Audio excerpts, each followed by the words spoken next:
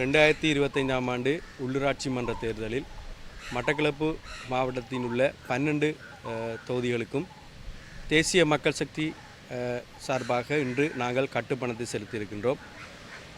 இந்த தேசிய மக்கள் சக்தியின் அரசாங்கத்தில் இடம்பெறுகின்ற இன்னும் ஒரு தேர்தல் ரணில் விக்ரமசிங்கே ஜனாதிபதியாக இருந்த காலத்தில் நிதி இல்லை என்ற ஒரு காரணத்தை கூறி இத்தேர்தலை தள்ளி போட்டிருந்தார், நடத்த விடாமல் செயற்படுத்தியிருந்தார்.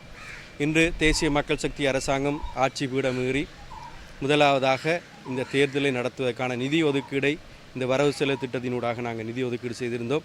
அந்த அடிப்படையில் இந்த தேர்தல் இடம்பெற இருக்கின்றது.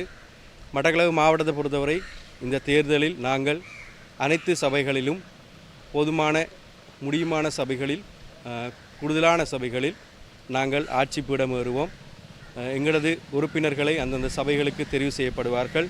மக்கள் எங்கள் மீது இன்னும் நம்பிக்கை வைத்திருக்கின்றார்கள். அந்த அடிப்படையில் நாங்கள் இந்த தேர்தலிலும் ஒரு வெற்றியினை சுவைப்போம் என்று எதிர்பார்க்கின்றோம். பெரும்பான்மையான சபைகளை கைப்பற்றக்கூடிய நிலைமையில் நாங்கள் இருக்கின்றோம். அந்த அடிப்படையில் கூடுதலான சபைகளை கைப்பற்ற முடியும் என்று எதிர்பார்க்கின்றோம்.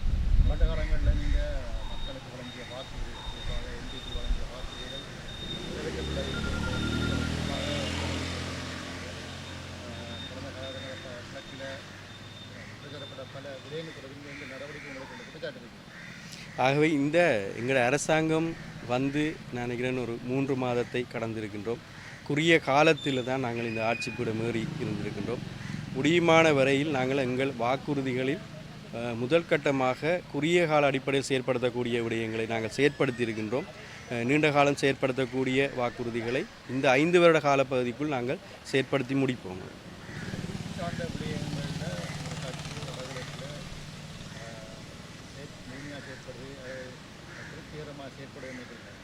நிச்சயமாக இந்த வரவு செலவு திட்டத்தில் வடக்கு மற்றும் கிழக்கு பிரதேசங்களில் கூடுதலான நிதி ஒதுக்கீடுகளை மேற்கொண்டிருக்கின்றோம். நீண்ட காலமாக கைவிடப்பட்ட திட்டங்களுக்கு கூட நாங்கள் நிதி ஒதுக்கீடுகளை மேற்கொண்டிருக்கின்றோம். வட்டுவான் பாலம் போன்ற விடயங்களை நாங்கள் குறிப்பாக சொல்ல வேண்டியிருக்கின்றது.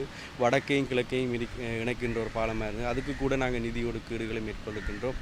அதே போல் மட்டக்களப்பில் இருக்கின்ற பல்கலைக்கழகத்துக்கு கூட அதன் செயற்பாட்டுக்கு கூட நிதி ஒதுக்கீடுகளை மேற்கொண்டிருக்கின்றோம். நன்றி.